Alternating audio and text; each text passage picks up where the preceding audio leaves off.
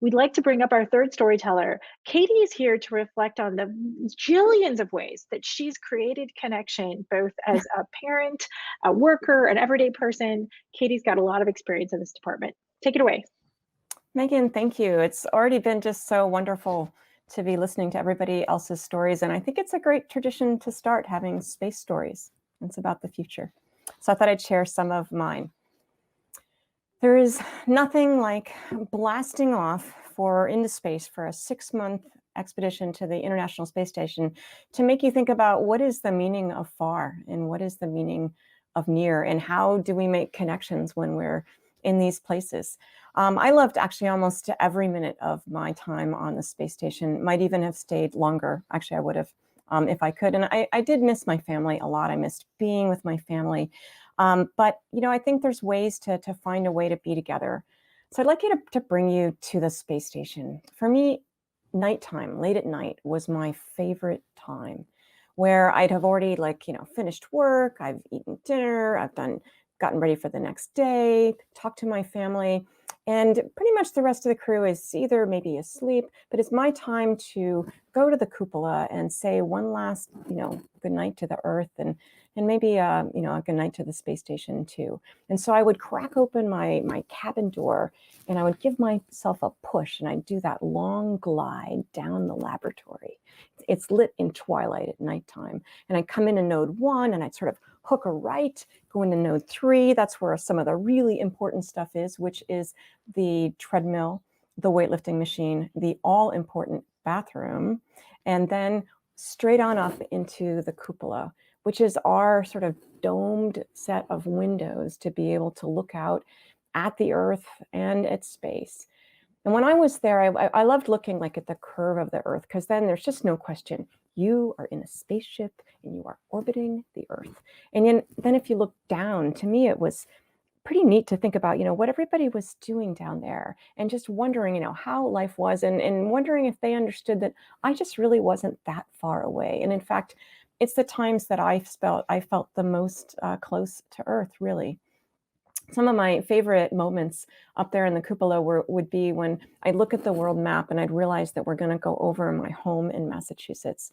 And so I would call my husband and my son and tell them what time. They would run out into the yard. We live in Western Mass, so it's really a great dark sky.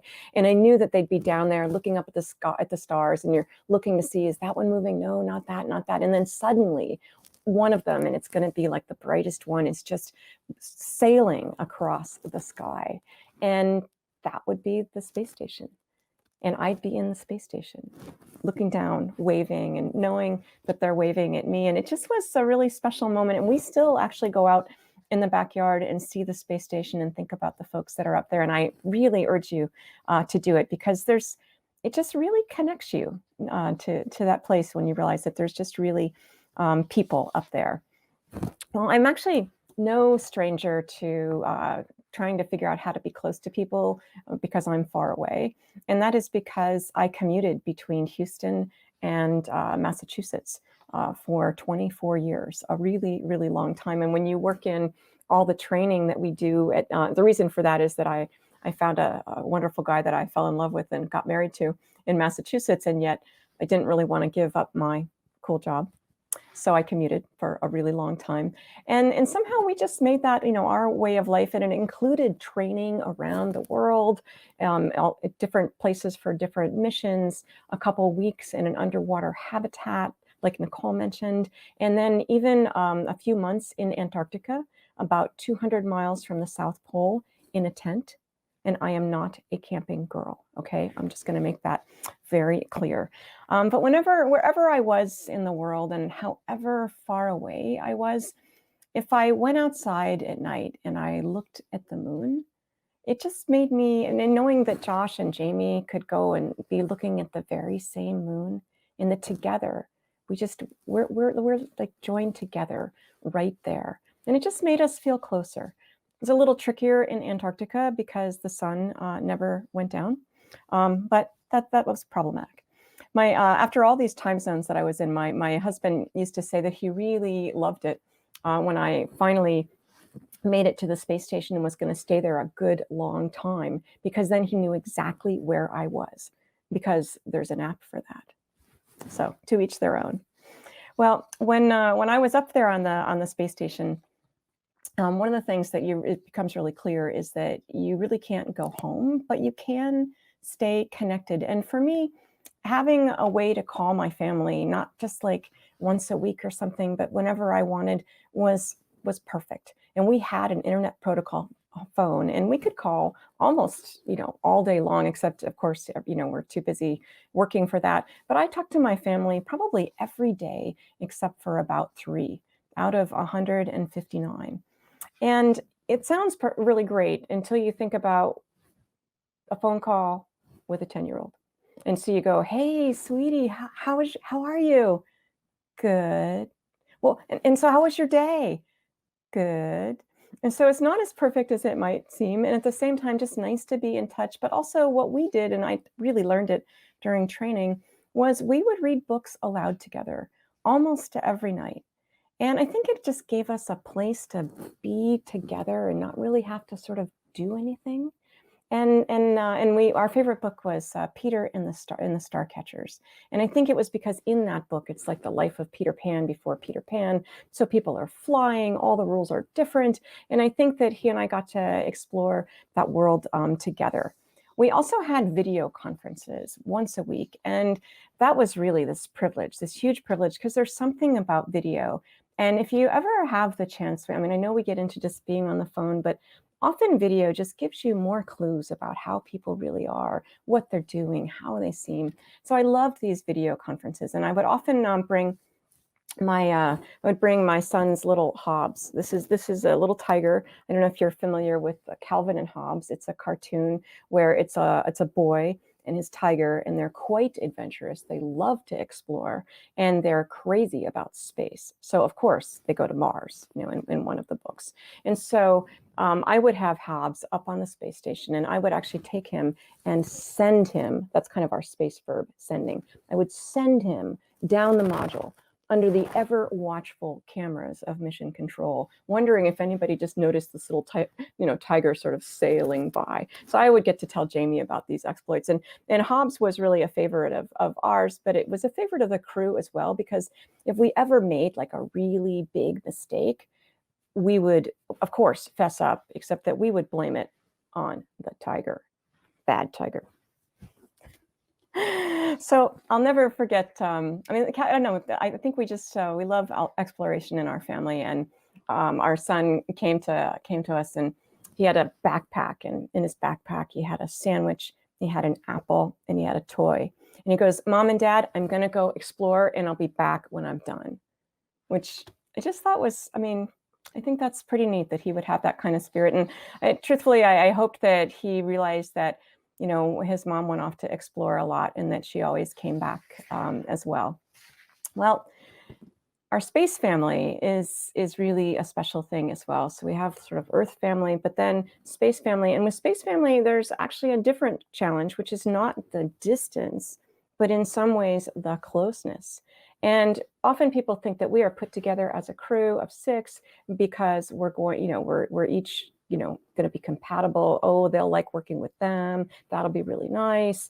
It's a myth.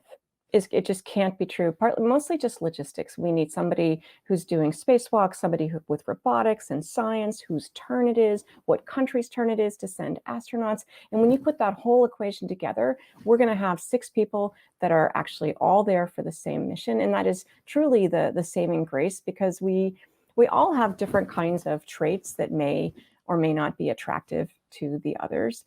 I myself am talkative, and somehow not everybody appreciates how very special that is to have somebody talkative with them all the time. But we had, luckily, the space station itself, you might think it's small, but it's actually big. It's huge. We have 2 bathrooms. We have 2 kitchens, a ton of laboratories, and you can actually work there all day if you and not see other people if you're really sort of off in one corner of the station or not. But we often would come together for meals. And I think that there was a lot of diplomacy and ways that we connected over food. I would say the most important things to really keep in mind or to think about were there was meat, there was the good coffee, and there was chocolate. Now, as someone who is not a really big meat fan, that meant that I had a very special strategic advantage in this equation. But I called this steak for borscht diplomacy, because food was just something that we all kind of had could joke around about. And the other thing that I thought would be hard, but turned out to be actually easy, was what are we going to do together when we're not working that, we can all enjoy when we have, 6 people and 4 countries and 5 languages. And, it just doesn't seem like you could find a movie or a TV show that would really work for everybody. But then there it was, American Idol. And everyone had opinions. Well, I think things like food and TV might seem silly or like they don't matter, but I think they're actually the sort of beginning of the fabric of weaving a crew together. And excuse me, during our time on the space station, there's something that happened for us that I think probably changed all of us forever. And that was that our crewmate Paolo Nespoli lost his mom unexpectedly due to illness. And we don't go to space with sort of a manual about how to, how to help each other, really. And this may be something that you feel at home too, with all the things that we're going through. And we really wanted to support Paolo. So I went to him and I just said, Paolo, we'd like to help. What can we do? And he said, I'm actually, I'm okay. I mean, I wish I could be there, but I understand that I can't. And, I'm okay here. But what is hard for me is that down on the ground, I think it's really hard for my family and for my friends. And so I'm trying to figure out a way to really just let them know, I see you. I am there with you. So our crew took the sort of job on to help arrange a way for Paolo to actually speak at his mom's funeral from the space station. And at the right time, we gathered in the cupola, we held hands, and we had the mission controls from around the Earth or around the world. We're all together as well. Paolo made some really moving statements about his mom, and we had a moment of silence all together. And then amazingly, the space station went directly over Paolo's hometown in Italy. So it just seemed like fate.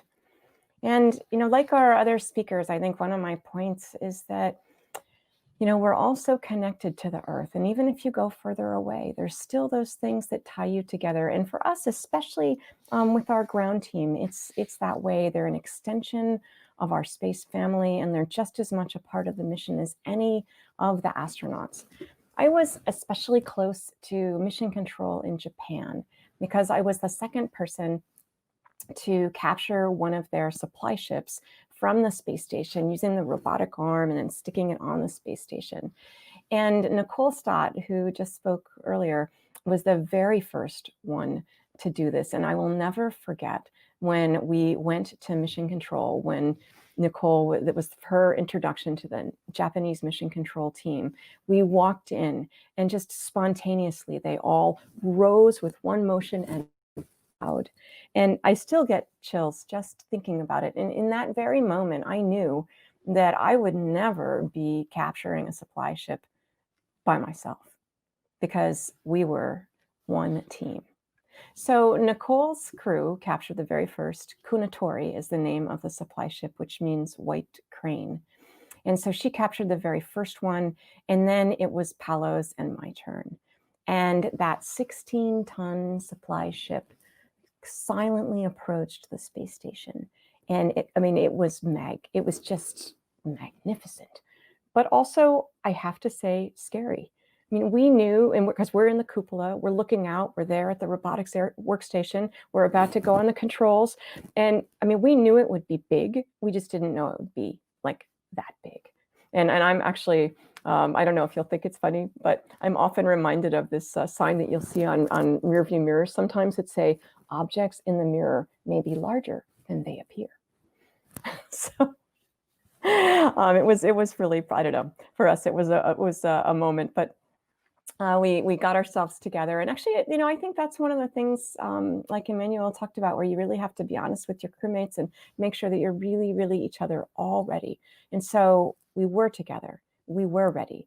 And we took the robotic arm, started in, going towards the spacecraft, 2 pins, 1 pin, over the pin, and capture of the Kounotori spacecraft.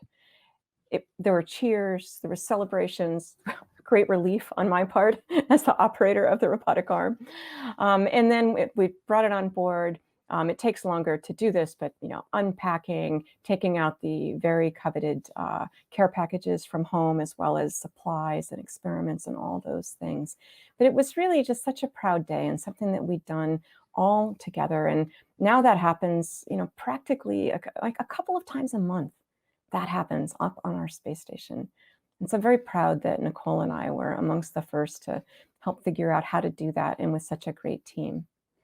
Well, a few weeks later, after the capture, the unthinkable happened. And that is that a tsunami struck Japan. It was unbelievable. More than 20,000 people died. Mission control was damaged. There were so many people working in mission control, either themselves or their families were affected by this great tragedy. And it was just simply devastating. And it was hard for us to figure out, how can we just go about our day as if like everything's the same, when clearly life is so different for so many people that we care about down there. And one of the things that we did in wanting to help was we took every picture that we could of Japan at night, during the day, every time, trying to sending those pictures down, because they served as data for engineers, scientists, people around the world to try to understand the state of the damage in Japan. But we wanted to do more. And we went to our Japanese colleagues and just said, how can we help? And they came back with a very special plan. I told you the name of the supply ship is Kounotori, and it stands for White Crane. Well, they asked us to gather, all of us on the crew, gather in the Japanese module, Japanese part of the space station, and make these origami white cranes, basically we would make these white cranes and to video this process, because these white cranes and the fact that the space program was going strong and was something that Japan was rightfully so very proud of. So we were excited about helping with this project. And I do have to share that we were a little daunted when they sent us 19 pages of directions, but they were very clear directions, and it all turned out okay. But I actually have to share that the only thing, and this is from experience, the only thing worse than doing math in public is actually doing origami in public. But I think some of these white cranes are still up on the space station, and it meant really so very much to all of us to know that we were contributing to the mission back down there on the ground, and to find out that the videos that we took were played on billboards across Japan during the rebuilding to provide a sense of hope during the rebuilding. From afar, but not apart. I think that's us. I loved coming home and being back on Earth, but I also, it means a lot to me to bring myself back up onto the space station and go back to some of those moments before bedtime, looking out the cupola window, looking out at Earth, looking out at space, and knowing, looking down there, that it's just so clear to me that there are so many connections that each of us could make with each other, so very many, and that each of us ourselves could make an infinite number of connections. And regardless of whether you're far from people you love or very close to people you love, there's always that moon, our moon. And I love that we see the same moon. Thank you. Hey, thanks for watching. If you like this video, check out these other videos from USA Today to stay up to date with all the latest news.